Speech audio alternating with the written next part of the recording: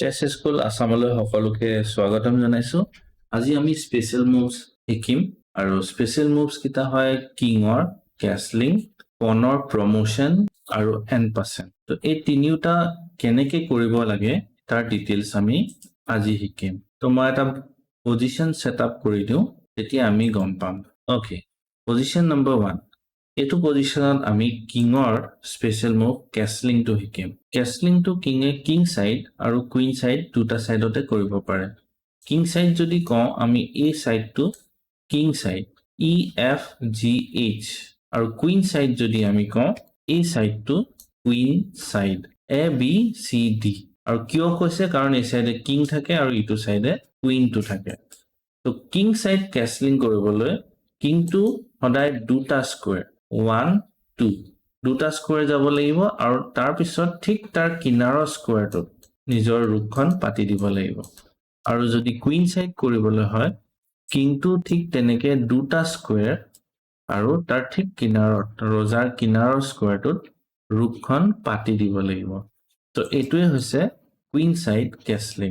এটা ইম্পৰ্টেন্ট কথা মনত থব, কেছলিং কৰোতে সদায় কিঙক প্ৰথম টাচ কৰিব, কাৰণ কেছলিংটো হৈছে কিঙৰ চাল। এতিয়া কেতিয়া কেছলিংটো কৰিব নোৱাৰি এই কথাটো আমি শিকি লওঁ। নম্বৰ 1, যদি ৰজাটো চেক পৰি থাকে তেতিয়া আমি কেছলিং কৰিব নোৱাৰো। 2 নম্বৰ, আমি যিটো সাইডত কেছলিং কৰিম, সাপোজ আমি ভাবিছো কিং সাইডে কেছলিং কৰিম, এই সাইডত ৰজা যোৱা দুইটা ঘৰত কোনো ধৰণৰ চেক পৰিব নালাগিব। যেনে এতিয়া এই পজিশনটোত ৰুকখনে f1 স্কোয়াৰটো চেক কৰি থৈছে, তো কিংটোৱে ইয়াত যাব নোৱাৰে যদি কেছলিং কৰাটো সম্ভৱ নহব। ঠিক তেনেকে কুইন সাইডে কেছলিং কৰিবৰ কাৰণে ৰজাটো এই দুটা ঘৰ আহিব লাগিব, কিন্তু আমি দেখা পাইছো বিশপে d1 স্কোয়াৰটো ব্লক কৰি থৈছে, তো কিংটো জাম্প কৰি পিনে ডাইৰেক্ট c1 স্কোয়াৰলৈ যাব নোৱাৰে।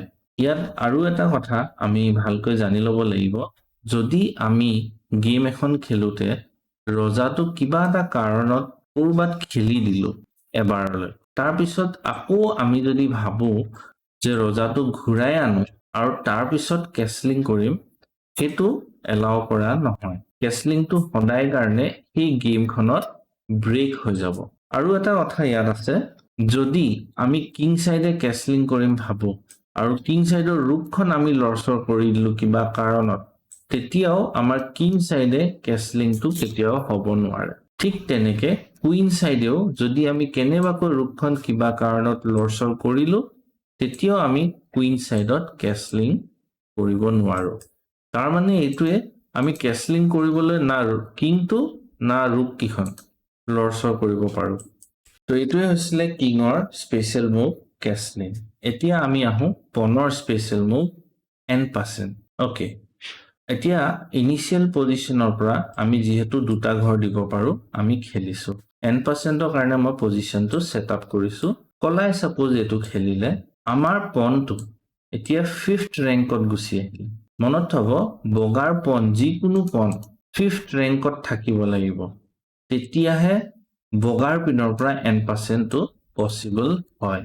এতিয়া এই সাইডৰ যিকিটা পন আছে যদি দুঘৰ ঠেলে, মনত থব ইনিশিয়েল জেগাৰ পৰাহে এই কথাটো আৰম্ভ হয় ব্লেকৰ।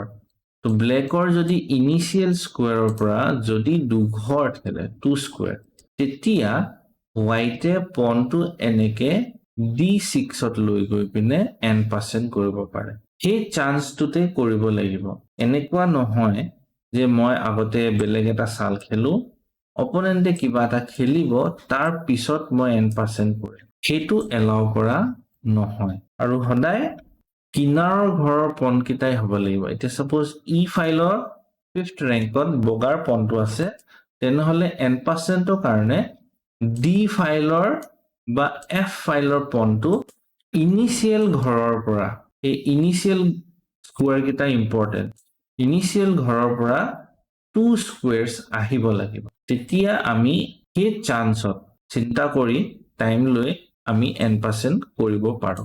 এবাৰ যদি আমি বেলেগ এটা চাল খেলি দিও, যেনে এইটো খেলাৰ পাছত আমি বেলেগ এটা চাল খেলি দিও, তাৰ পাছত এই n% অপচনটো নাইকিয়া মানে হোৱাইটে কৰিব নোৱাৰে এটো হৈছে হোৱাইটৰ পনৰ n%। এতিয়া আমি n%টো ব্লেকৰ পিনৰ পৰা চাম ওকে এতিয়া সাপোজ ব্লেকে c4 খেলিলে তো ব্লেকৰ পনটো কোনটো ৰেংকত আহিলে 4th মনত থব হোৱাইটৰ পনটো 5th ৰেংকত হ'ব লাগিব তো ঠিক তেনেকে ব্লেকৰ পনটো 4th ৰেংকত এতিয়া ব্লেকৰ এটো c ফাইল তো c ফাইলৰ কিনাৰৰ ফাইল কিটা d আৰু b এই দুটাৰ ফাইলত যিকিটা ইনিশিয়েল স্কোয়াৰত থকা পন এই পন কিটা যদি দুঘৰ খেলে তেতিয়া এই চান্সত ব্লেকে এনেকে n% কৰিব পাৰে আৰু ইয়াত আমি সদায় পনকহে n% কৰিব পাৰো মানে কি ইয়াত যদি হোৱাইটে এনেকে পাৱাৰ এটা দিয়ে পাৱাৰ যিকোনো হ'ব পাৰে নাইট কুইন বিশপ ৰুক অৰ কিং পাৱাৰ যদি দিয়ে তেতিয়া এটো n% কৰিব নোৱাৰে n% টো সদায় অকল পনৰ ক্ষেত্ৰতহে এক্টিভ হয় তো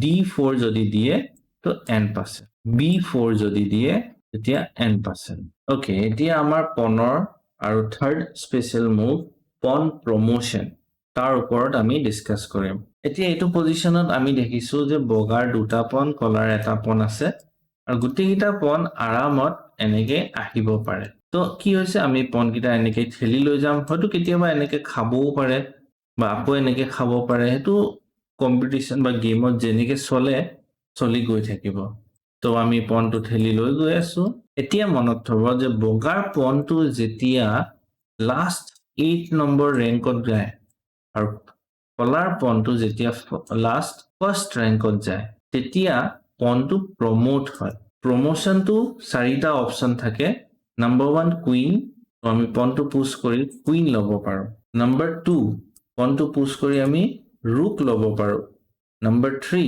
পনটো পুশ কৰি আমি বিশপ ল'ব পাৰো নাম্বাৰ 4 পনটো পুশ কৰি আমি নাইট ল'ব পাৰো তো পনটো প্ৰমোট যেতিয়া হ'ব আমি এই চাৰিটা পিছৰ ভিতৰত কোনোবা এটা পিছ ল'ব লাগিব মনত থব পনটো যিটো সময়ত আমি 8th ৰেংক বা ফাৰ্স্ট ৰেংক পামগৈ হেতু সময়তে লগালগ পিছটোলৈ আমি ট্ৰান্সফৰ্ম কৰিবই লাগিব বহুতে কনফিউজ কৰে পনটো পুশ কৰি অপোনেন্টে কিবা এটা চাল দিব তাৰ পিছতহে মই গুটি এটা লম হেতু নহয় লগালগ ল'ব লাগিব 2 নম্বৰ আৰু এটা কথা আছে সবে ভাবে যে ইয়াত যেতিয়া আহিলে এটো হৈছে ৰুকৰ জায়গা তো আমি ৰুক ল'ব লাগিব তেনেকুৱা একো কথা নাই যি বিচাৰে কুইন ৰুক বিশপ বা নাইট যি বিচাৰে হেতুৱে ল'ব পাৰে তো এটোৱে আছিলে আজি এই তিনিটা স্পেশাল চেছৰ মুভস আৰু নেক্সট আমি আৰু শিকিম কেনেকে নোটেশন লিখে হেতু নেক্সট ভিডিওত আহি আছে